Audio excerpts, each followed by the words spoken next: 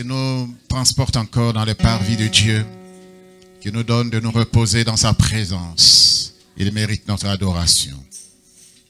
Alléluia.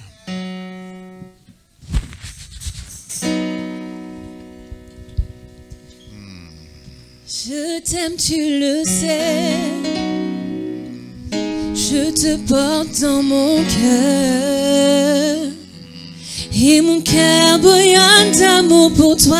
Que nos cœurs soient visités tu de la es présence mon de Dieu. Je t'aime, tu le sais. Alléluia. Je te porte dans mon cœur. Que mon cœur exalte le roi de gloire. Et mon cœur bouillonne d'amour, bouillonne d'amour. Tu es mon Je t'aime, tu le sais. Je t'aime, tu le sais. Je te porte dans mon cœur. Et mon cœur bouillonne d'amour pour toi. Tu es mon Je t'aime, tu le sais. Je t'aime, tu le sais. Je te porte dans mon cœur, mon Seigneur. Et mon cœur bouillonne Oh, alléluia. Tu es mon Je t'aime, tu le sais. Je t'aime, tu le sais. Je te porte dans mon cœur. Je te porte dans mon cœur. Et mon cœur bouillonne d'amour pour toi. Tu es mon Je t'aime, tu le sais. Je t'aime, tu le sais. Je te porte dans mon cœur. Je te porte dans mon cœur. Et mon cœur bouillonne d'amour pour toi. Tu es mon Tu es mon Tu es mon Tu es mon Tu es mon Tu es mon rocher. Tu es mon rocher. Tu es mon rocher. Tu es mon rocher. Tu es mon pilier. Tu es mon pilier. Tu es mon pilier. Tu es mon pilier. Je t'aime, tu le sais. Je t'aime, tu le sais. Je te porte dans mon cœur. Et mon cœur bouillonne d'amour pour toi. Tu es mon Je t'aime, tu le sais. Je te porte dans mon cœur. Et mon cœur bouillonne d'amour pour toi. Tu es mon Tu es mon Tu es mon Tu es mon Tu es mon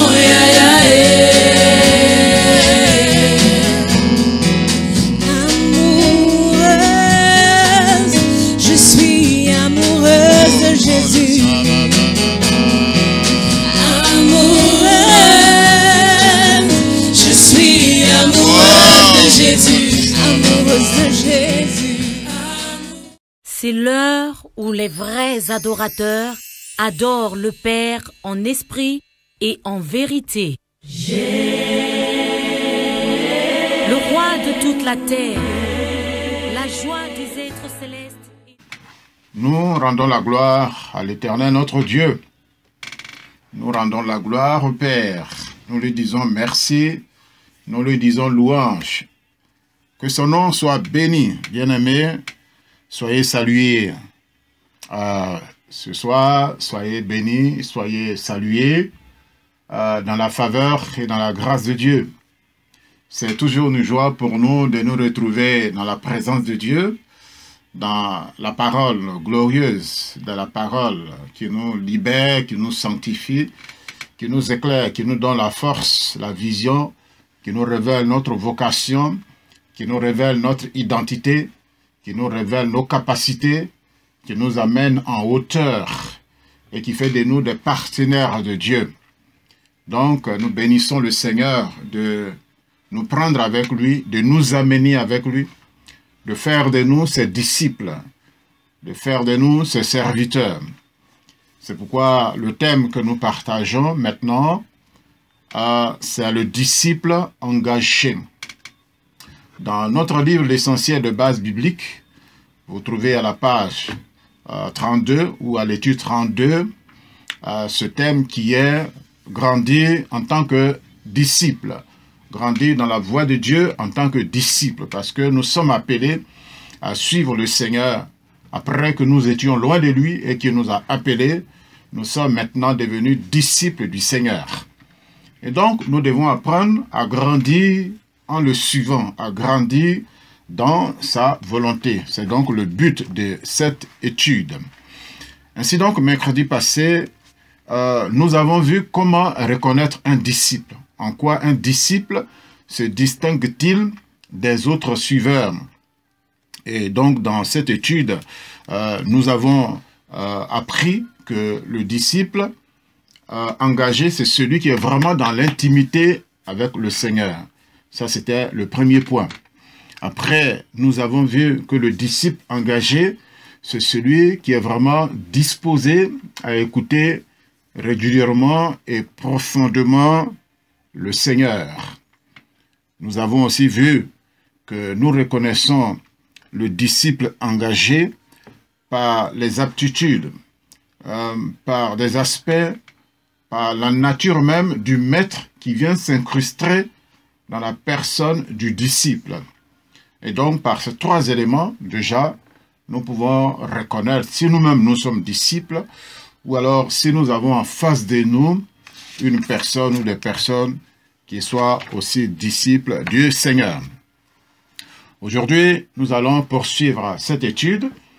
Le sous-thème que nous allons voir, c'est les épreuves du disciple. Les épreuves du disciple. Prochainement, nous verrons les privilèges du disciple. Il y a aussi des privilèges à être disciple du vrai maître. Aujourd'hui donc, nous allons voir les épreuves du disciple.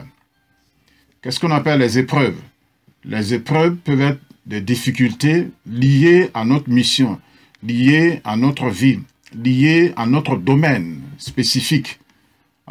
Les épreuves peuvent être des tests pour nous qualifier ou pour démontrer que nous sommes vraiment à la hauteur de ce qui nous est demandé. Et donc, quand on devient disciple de quelqu'un, il y a nécessairement des épreuves et des tests à passer. Et donc, vous convenez avec moi que, par exemple, quelqu'un qui veut être garde-corps, il a des tests à passer pour savoir s'il a des aptitudes à bien être dans cette fonction. Toute fonction, donc, va exiger des tests. C'est ce qu'on appelle les épreuves. Alors, nous allons donc prendre nos Bibles et nous allons voir depuis l'Ancien Testament jusqu'au Nouveau Testament qu'il y a eu des personnes qu'on a appelées des disciples de tel ou de tel leader, personne. Et donc, aujourd'hui, nous allons faire la lecture avec notre frère bien-aimé qui est derrière la caméra, que certains connaissent, c'est le frère Serge, qui nous fera la lecture et donc il va nous lire. Alors, le premier disciple que nous allons voir ici, dans cette première partie, c'est Josué. Tout le monde sait que Josué a été disciple de Moïse. Après la mort de Moïse, c'est lui qui a pris la relève et qui a conduit le peuple à sa destinée. Ainsi donc, nous allons voir le commencement, la vie de Josué avec Moïse. Qu'est-ce qu'il a distingué? Quelles furent ses épreuves? Nous allons donc faire cette première lecture et j'invite donc le frère Serge à nous lire Exode 24 le verset 12 et le verset 16. Vas-y, frère. Je lis la parole. L'Éternel dit à Moïse, monte vers moi sur la montagne et reste-y. Je te donnerai des tables de pierre, la loi et le commandement que j'ai écrit pour les enseigner. Moïse s'éleva avec son assistant Josué et commença à gravir la montagne de Dieu. Il avait dit aux anciens, attendez-nous ici jusqu'à ce que nous revenions vers vous. Aaron et Hur vont rester avec vous. Si quelqu'un a une affaire à régler, c'est avec eux qu'il devra s'adresser. Moïse monta sur la montagne qui fut recouverte de la nuée. La gloire de l'Éternel reposa sur le mont Sinaï et la nuée le recouvrit pendant 6 jours. Le 7e jour, l'Éternel appela Moïse du milieu de la nuée. Amen. Amen. Voilà. Donc, dans ce texte, Dieu parle à Moïse, il lui dit de monter à la montagne de l'Éternel. Et là, il lui dit de venir avec quelqu'un qui s'appelle Josué. Alors, nous allons donc découvrir que c'est parce que Dieu avait déjà confiance en Moïse, comme nous le savons. Mais en même temps, Dieu lui-même avait aussi confiance en Josué. Donc, Dieu dit à Moïse de venir seulement avec Josué. Et donc, Moïse et Josué vont donc faire ce chemin ensemble pour aller vers l'Éternel. Et donc, bien-aimés, nous voyons ici que ce Josué était un confident, était un disciple de Moïse, une personne engagée à côté de Moïse. Et voilà donc ici, nous voyons l'appel, cette grâce que Dieu adresse vis-à-vis de Josué. Nous allons lire le deuxième texte qui est Nombre, le chapitre 14, à partir du verset 6. Le frère va continuer de nous faire cette lecture. Je lis la parole de l'Éternel. Membre de l'équipe qui avait exploré le pays, Josué, fils de Nun, et Caleb, fils de Jephune, déchirèrent leurs vêtements et dirent à toute l'assemblée des Israélites, le pays que nous avons parcouru pour l'explorer est un pays très bon, excellent. Si l'Éternel nous est favorable, il nous y conduira et nous le donnera. C'est un pays où coule le lait et le miel. Amen. Seulement, ne vous révoltez pas contre l'Éternel et n'ayez pas peur des habitants de ce pays, car nous ne ferons d'eux qu'une bouchée. Ils n'ont plus de protection et l'Éternel est avec nous. Amen. N'ayez pas peur d'eux. Alléluia. Amen. Oh, alléluia. Bien-aimés, voici que quand Moïse envoie des espions pour explorer Canaan, ils sont allés, les 12, et à leur retour, il y a 10 qui rendent un témoignage défavorable vraiment à leur faveur. Et le chapitre plus haut, la Bible nous dit que tout le peuple a pleuré toute la nuit. Les femmes, les enfants, les hommes, tout le monde a commencé à pleurer.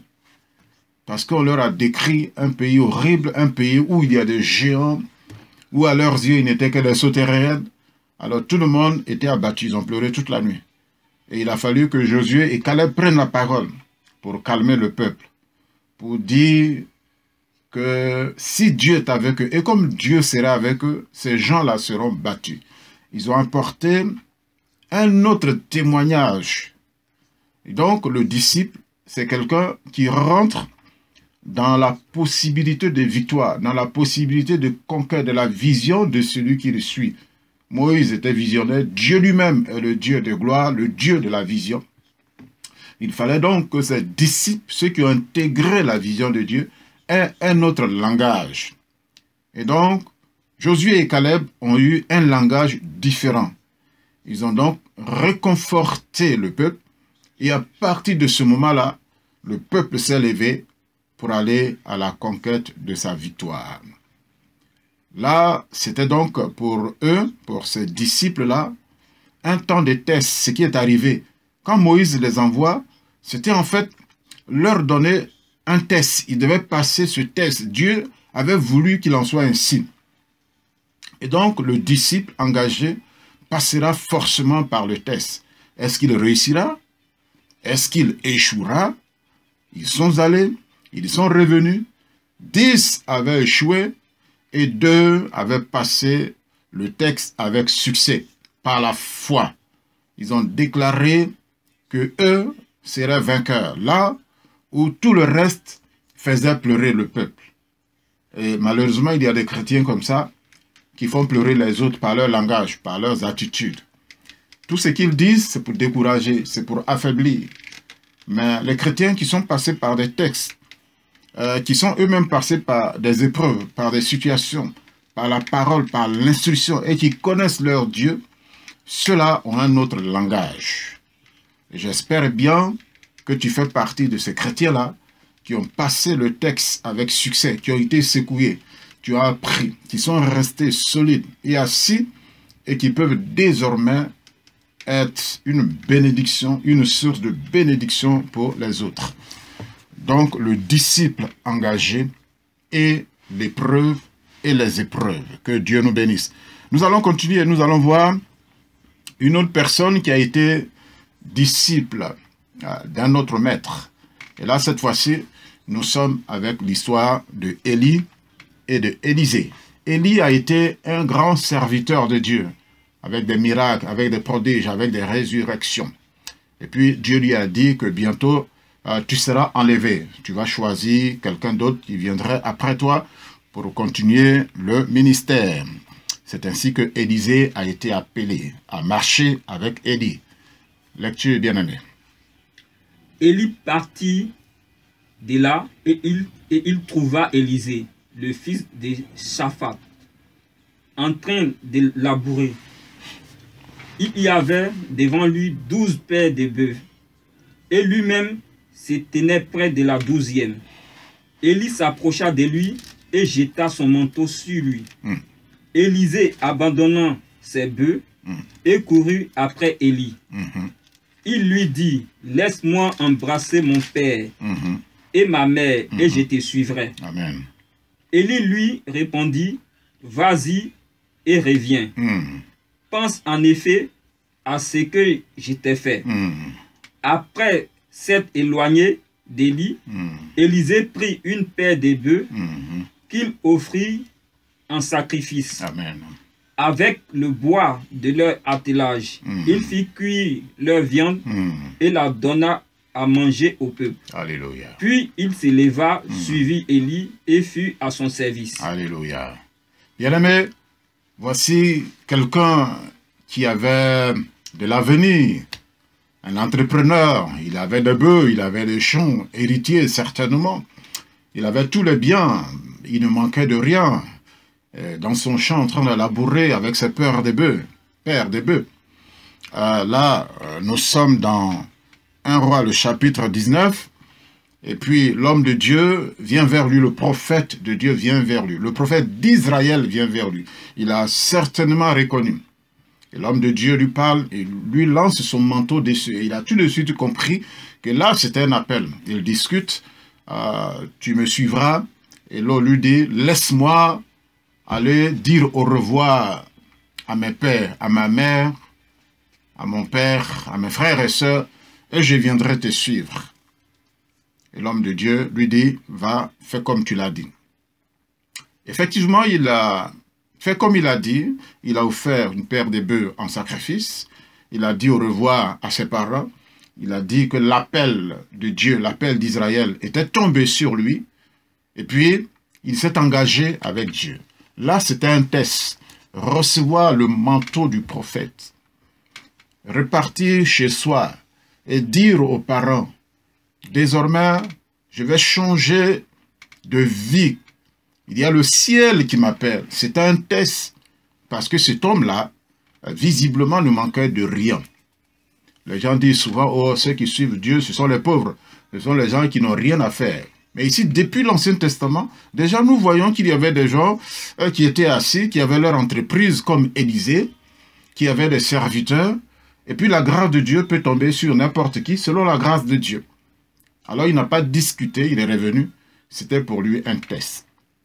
Donc le texte du disciple, tu peux être fonctionnaire, tu peux être étudiant, tu peux être élève, tu peux être entrepreneur, tu peux être femme au foyer, tu peux être d'un tel corps de métier. Et puis c'est Dieu qui fait toutes choses. Nous lui appartenons, son appel vient comme il le veut. Et là, Élisée est rentré dans ce texte. Et donc nous bénissons Dieu. Nous allons lire l'autre texte sur l'épreuve maintenant. L'épreuve fournit les preuves de l'engagement. Nous lisons le deuxième texte, le texte suivant, par rapport à Élisée. 2 Rois, le chapitre 2, versets 9 et 10. Une fois qu'il eut traversé, Élie dit à Élisée, « Dis-moi ce que tu veux que je fasse pour toi. Amen. Avant d'être enlevé loin de toi. » Élisée répondit, qu'il y ait sur moi une double part de ton esprit. Alléluia. Élie dit, tu demandes quelque chose de difficile. Ouais. Toutefois, tu peux me voir pendant que je serai enlevé loin de toi. Cela t'arrivera, sinon cela ne t'arrivera pas. Oh, alléluia. Voici, Élie dit à Élisée que je serai enlevé bientôt. Dis-moi ce que tu veux. Dis-moi, qu'est-ce que tu veux que je te donne? Qu'est-ce que tu veux que je te laisse? Est-ce que tu veux que je t'impose les mains? Est-ce que tu veux quelque chose? Qu'est-ce que tu veux? Et Élisée répond, je veux la double portion, la double onction qui est sur toi. Je la veux sur moi. Je veux vraiment glorifier Dieu. Alors, Élie même était surpris de la réponse d'Élisée. Parce qu'il lui dit, mais tu demandes une chose difficile. Une chose difficile. Mais si tu me vois être enlevé, alors ce que tu as dit t'arrivera.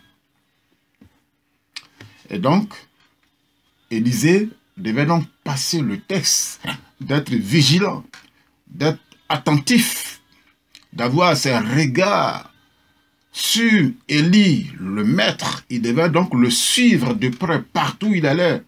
Il devait être aux aguets, comme on dit, être attentif, ne plus s'y donner le sommeil parce qu'il ne sait pas à quel moment cet enlèvement va venir.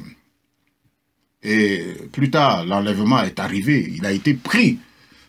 Élie n'a pas connu la mort, Dieu l'a pris. Et Élisée a crié, mon père, char d'Israël et sa cavalerie. Élie a été enlevé. Mais néanmoins, Élisée l'avait vu, il l'a vu, Élie être soulevé de terre, être emporté dans le ciel. Alléluia. Et Élie est revenu sur ses traces, il a pris le manteau qu'il avait, il a frappé le Jourdain, il est passé. Et à partir de ce moment-là, ce qu'il avait demandé était sur lui, effectivement. C'est pourquoi Élisée a dû accomplir doublement les miracles que Élisée avait accompli, que Élie avait accompli. Élisée a été un grand prophète en Israël parce qu'il a passé le test. Donc, il y a les épreuves du disciple. On dit qu'il a eu le bac, on dit qu'il a eu ceci, il a eu le permis de conduire, il a été victorieux dans tel ou tel domaine, tout simplement parce qu'il a pu passer le test. Il y a le test de la vie, il y a le test de la vie chrétienne. Tout le monde ne passe pas forcément. Ce n'est pas parce qu'on veut qu'on obtient. Ce n'est pas parce que c'est bon qu'on l'a forcément. Ce n'est pas parce qu'on désire que ça va nous tomber sur la tête. Il y a forcément un prix à payer aussi. Et c'est là que souvent ça coince. On peut commencer même. On peut cheminer même. On peut désirer même. On peut même prier. Mais si on ne joint pas à cela, le sérieux, l'engagement, la discipline, la persévérance, alors ce qu'on veut, ce qu'on désire n'arrivera pas. Parce que Élie a été clair avec lui. Il dit, si tu me vois être enlevé, cela va t'arriver. Mais si tu n'es pas attentif, si tu ne me suis pas sérieusement, cela ne t'arrivera pas. Quoi que ce fût la volonté de Dieu, que ce soit toi qui vienne après moi, quoi que ce soit le désir de Dieu, mais ce que tu as demandé n'arrivera pas. Si tu n'es pas attentif, si tu n'es pas sérieux, si tu n'es pas engagé, si tu n'es pas discipliné, cela ne t'arrivera pas. Beaucoup de chrétiens désirent, certes, être ceci, être cela, mais après, la différence va être sur notre engagement profond avec Dieu. Le disciple engagé. Élisée a été un disciple engagé. Que le nom du Seigneur soit béni. Nous allons continuer. Élisée, après, a eu lui aussi un disciple qu'on appelle Géasi. Géasi. Voilà. En ce temps-là, la Bible dit que Naaman, ce général syrien, est venu de son pays. Il avait la lèpre, vous connaissez l'histoire. Et puis, il a été guéri après s'être plongé 7 fois dans le Jourdain. Et maintenant, quand il devait partir, il a voulu offrir des présents à Élisée. Et Élisée a refusé, il a dit non, qu'il ne prendrait pas cela. Et il a été ferme avec cela. Et donc, il est parti, Naaman repartait, et puis il s'est passé ce que nous allons lire. Bien-aimé, tu vas donc lire 2 Rois, chapitre 5, verset 19. La suite, vas-y. Lorsque Naaman eut quitté Élisée, et qu'il fut à une certaine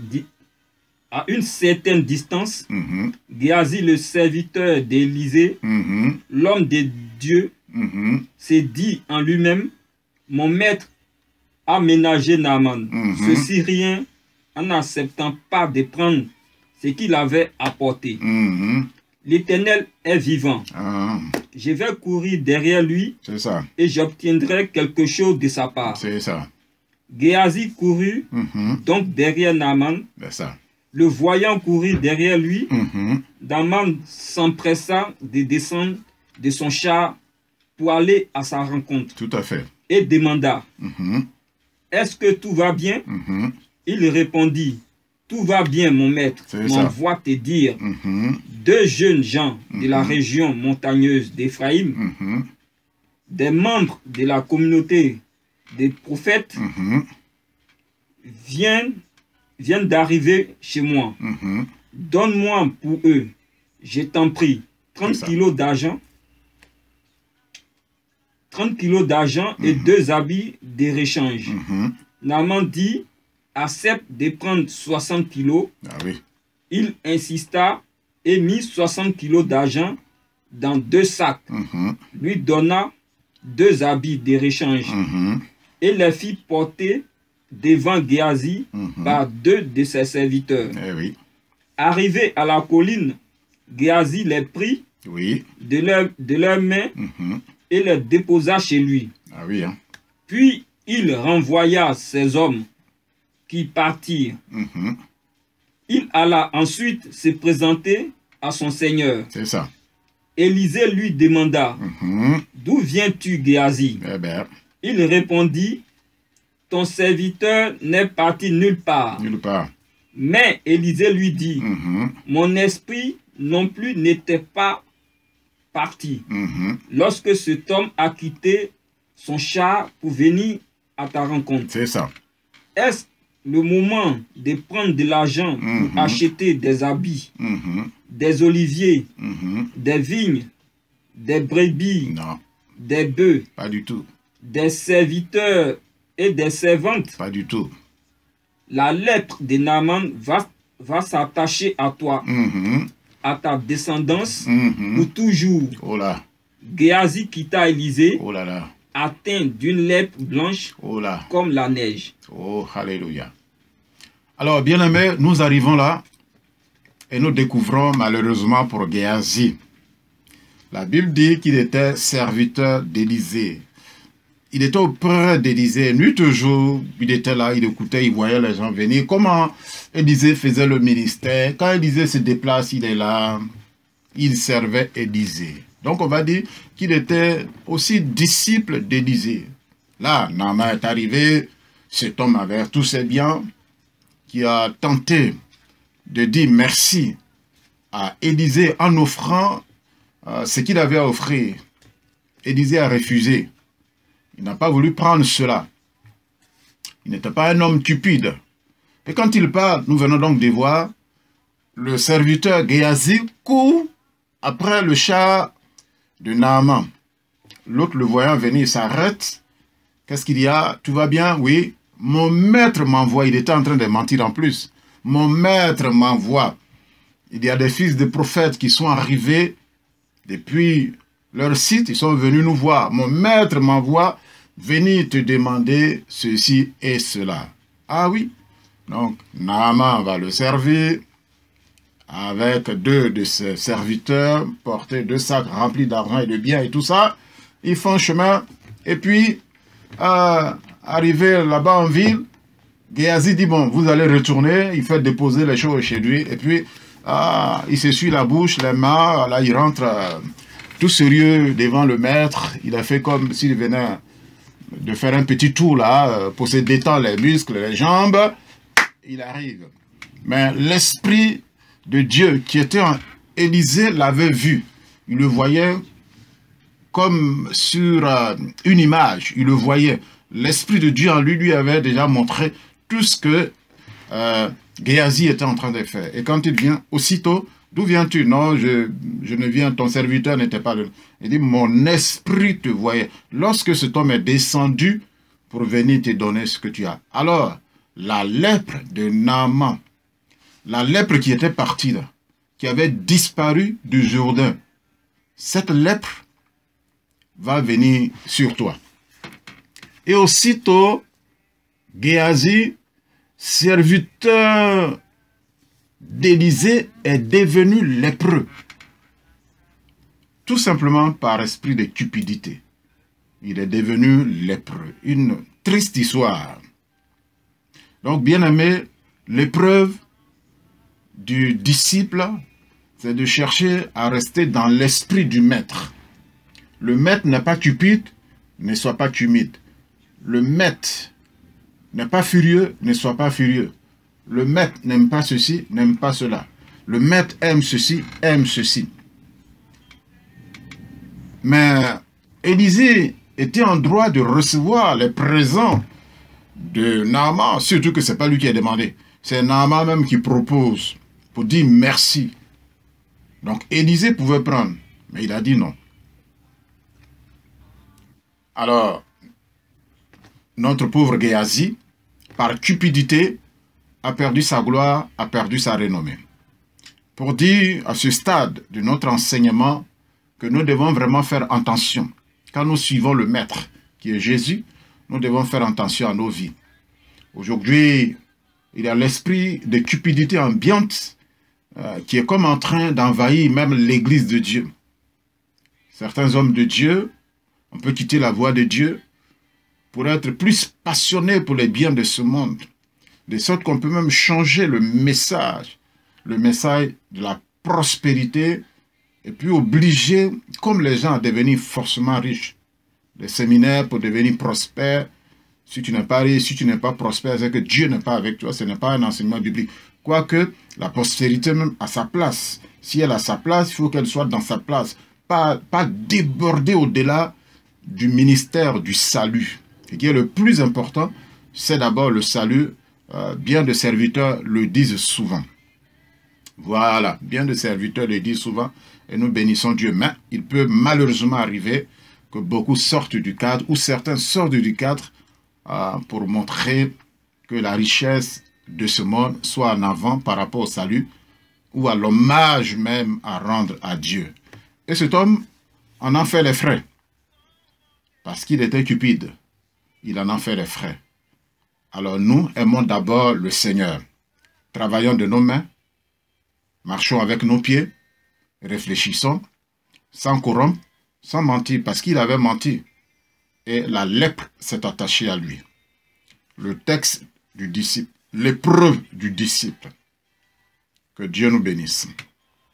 Et puis, dans le Nouveau Testament, également, nous avons des exemples de personnes qui étaient disciples. Jésus lui-même a eu des disciples. Il avait 12 disciples, après les 70, et puis d'autres, ainsi de suite, jusqu'à nous aujourd'hui. Et nous sommes tous toujours confrontés à ce même texte. Le test de la cupidité, de tester nos cœurs par rapport au bien de ce monde, par rapport aux honneurs de ce monde, par rapport au désir d'être élevé, d'être vu, par rapport au désir d'être glorifié, d'avoir plus que les autres, d'avoir plus de renommée que les autres. C'est même arrivé entre les disciples, la Bible dit qu'ils discutaient un jour entre eux pour savoir qui serait ou bien qui est le plus important parmi eux. C'est ça qui les intéressait. Aujourd'hui aussi, ces aptitudes, ces pensées peuvent nous préoccuper. Que Dieu nous aide à être vraiment des disciples authentiques, des disciples humbles, qui suivons humblement le Seigneur et qui le suivons sérieusement. Donc je disais que dans le corps de Christ, dans son ministère, il y avait 12 disciples. Et puis, il s'est posé le même problème qui s'est posé à Naaman, qui s'est posé du moins à Géasi. Parce qu'à la fin, vers la fin du ministère de Jésus, il y a eu qu'une personne s'est distinguée. Il s'appelle Judas, distingué dans le mauvais sens. La cupidité l'a pris. Et lui, qu'est-ce qu'il a fait? Il est allé vendre son maître pour 30 pièces d'argent. Bon, on va dire 30 pièces d'argent, peut-être 30 000 euros à peu près. On va dire 30 000 euros peut-être. Parce qu'avec cet argent, la Bible dit qu'ils ont acheté après un terrain qu'on appelle le terrain du potier. Donc cette somme avait de la valeur. Les gens l'ont corrompu. Si tu peux nous livrer le maître, où il se cache, etc., nous allons l'attraper. Ils ont fait un deal avec lui, un marché avec lui. Et puis, Judas est tombé dans le panneau. Et c'est lui donc qui a vendu le maître. Pour dire, bien-aimés, que nous devons faire attention. Nous devons faire attention à l'esprit de cupidité. Que Dieu nous en garde et qu'il nous aide à travailler, à œuvrer, à avoir comme il le faut. Et si Dieu nous bénit financièrement, matériellement, gloire en son nom. S'il nous donne ce que nous avons, gloire en son nom. Que son nom soit béni. Nous aurons des tests dans le manque. Nous aurons aussi des textes dans l'abondance. Dans l'abondance, on peut abandonner Dieu. Dans la disette aussi, on peut abandonner Dieu. Les chrétiens peuvent passer par là. Dans l'abondance, on oublie Dieu. Mais aussi dans la disette, le disciple sera confronté à ce test. Que Dieu nous donne de vivre comme Paul, qui dit « Je sais vivre dans la disette et je sais vivre dans l'abondance. Dans l'abondance, je ne perds pas la tête. Et dans la disette, ma tête ne se perd pas aussi. » J'espère que vous avez compris la différence. Que Dieu nous bénisse. Et donc, bien aimés, c'est alors que Jésus a dit dans sa marche avec les disciples, il leur dit, vous êtes de ceux qui avaient persévéré avec moi. Donc Jésus dit à ses disciples dans Matthieu 27, le verset 7, vous êtes de ceux qui avaient persévéré avec moi. C'est-à-dire que vous avez passé des tests. J'ai pris des chemins, j'ai apporté des enseignements, j'ai fait des choses que vous n'avez pas forcément compris. Je vous ai conduit partout. Vous êtes de ceux qui avaient persévéré avec moi. En tant que disciple, vous avez réussi avec succès cette entreprise, ces examens que je vous ai fait passer. C'est pourquoi je dispose pour vous le royaume des cieux. Bien-aimés, avant que nous ne finissions, que nous ne disions le dernier passage tout à l'heure par le frère Serge, reconnaissons que quand nous suivons le Seigneur, il nous fait passer par des tests. Les gens qui peuvent se moquer de nous, comment nous réagissons? Dans le manque, comment nous réagissons? Pour ceux qui sont ministres de Dieu, serviteurs de Dieu, prédicateurs de l'Évangile, chaque jour, il y a des tests d'abandon, de raillerie ou de trahison, un peu partout, par-ci, par-là. Dans le monde politique aussi, ça existe. Celui qui est en tête peut être détrôné, peut être tué par son propre disciple. Ça arrive dans le monde. Mais que Dieu nous aide et qu'il nous garde de tout mal vis-à-vis des autres, vis-à-vis de nos communautés, et que la gloire revienne à Dieu. Nous allons lire le dernier texte de 2 Timothée 3. 2 Timothée 3 et le verset 10 en premier. Après, nous lirons pour la dernière partie le verset 1 et le verset 5. 2 Timothée 3, verset 10, frère Serge. De ton côté, tu as suivi de près mon enseignement, ma conduite, mes projets, ma foi, ma patience, mon amour, ma persévérance. Amen. Amen. Chez lui, c'est écrit de ton côté. Chez moi, il est écrit pour toi. Pour toi, Timothée, pour toi, tu as suivi de près mon enseignement. Donc, un disciple, c'est quelqu'un qui suit de près. Tu as suivi de près mon enseignement, ma conduite, mes résolutions quand j'ai décidé de faire, ma foi, ma douceur, ma charité, ma constance et même mes persécutions, mes souffrances. Alléluia, mes souffrances. Tu sais tout ça, Timothée. Il dit à Timothée, toi, tu as suivi de près. Tu sais qui je suis. Donc, nous savons qui est le Seigneur. Alléluia. Et puis, entre nous et le Seigneur, Dieu met souvent des hommes. Dieu peut mettre un homme de Dieu que tu suis, quelqu'un que tu suis. Tu dois savoir dans quelle vallée, quel mont il traverse souvent. Tu dois savoir cela. Et entre un homme de Dieu, un autre leader et toi, il peut avoir quelqu'un d'autre. Il peut avoir des marches. Et tout cela pour que nous marchions avec les autres. Pour que nous apprenons, nous transmettons les choses. C'est pourquoi Paul a aussi dit à Timothée, ce que tu as entendu de moi, confie-le à des hommes fidèles, qui soient capables de l'enseigner aussi à d'autres. Donc, c'est toute une chaîne de chaînes qui s'établissent. Donc, bien-aimés, soyons des disciples qui sont éprouvés, qui s'éprouvent, qui passent les tests de fidélité et qui demeurent fermes dans la voie de Dieu. Nous allons lire le dernier texte de Timothée, chapitre 3, toujours versets 1 à 5. De la part de Paul, apôtre de Jésus-Christ, par la volonté de Dieu, pour annoncer la promesse de la vie qui est en Jésus-Christ. Amen. À Timothée, mon enfant bien-aimé. Non. Sache que dans les derniers jours, je prends, le frère s'est trompé, 2 Timothée chapitre 3, c'est ça? Verset 1. Sache que dans les derniers jours, il y aura des temps difficiles. Sache que dans les derniers jours, il y aura des temps difficiles. Car les hommes seront égoïstes. Alléluia.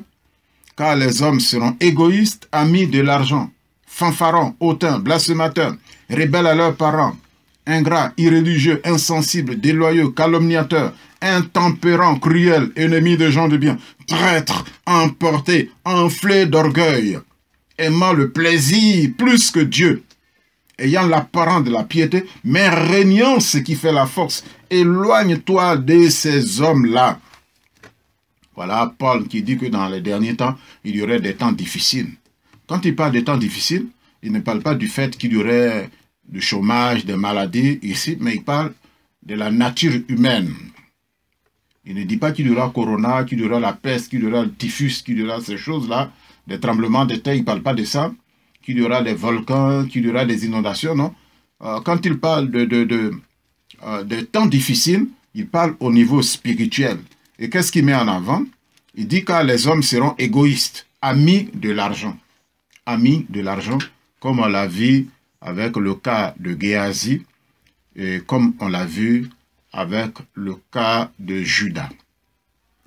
Bien-aimés, que le Seigneur nous bénisse et que Dieu nous donne d'être des disciples engagés avec le Seigneur. Suivons le Seigneur pour son nom, suivons le Seigneur pour ce qu'il est. Le disciple engagé ne suit pas le Seigneur pour ce qu'il va recevoir l'argent, les biens de ce monde, mais il suit le Seigneur pour le Seigneur lui-même, pour son nom, pour sa gloire, pour la bénédiction spirituelle, et tout cela accompagné des promesses. Cherchez premièrement le royaume et la justice de Dieu, et toutes ces choses vous seront données. Que Dieu nous bénisse, soyons des disciples engagés avec le Seigneur, Et dans cette marche avec lui, sachant qu'il y aura des tests, des périodes pour nous éprouver. Le corona est arrivé, c'est un test. Beaucoup ont abandonné. Oh, c'est malheureux, c'est triste. Quand je pense à certains bien-aimés au milieu de nous, au milieu des églises, il y en a qui ont abandonné totalement. Qui ont abandonné par-ci, par-là. Au lieu de dire merci à Dieu de ce que je sois encore en vie, de ce que je puis continuer de te louer, non, ils ont abandonné. Ils se sont enfermés dans leur maison, dans leur chambre, pour ne pas que le corona vienne les trouver là-bas. Mais paraît-il, et les études nous disent, et même les journaux nous disent que les lieux où on trouve même plus le corona, c'est dans les cercles familiaux même d'ailleurs. Pour ceux qui ne savaient pas, je vous l'apprends. Donc cherchons plutôt la grâce de Dieu. Tu auras beau fuir l'église, si corona veut t'attraper, sur ton lit, il va t'attraper.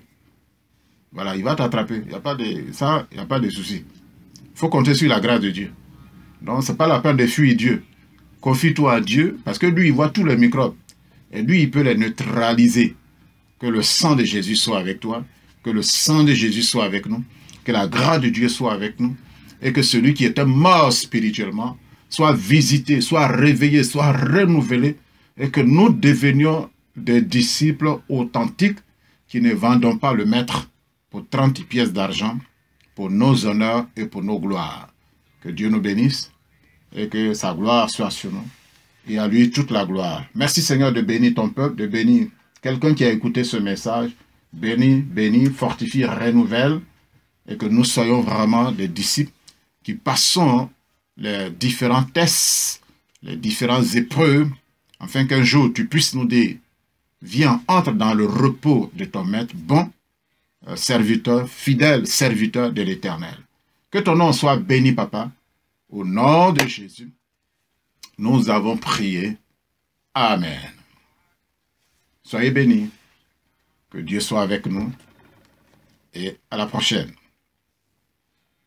Et le Seigneur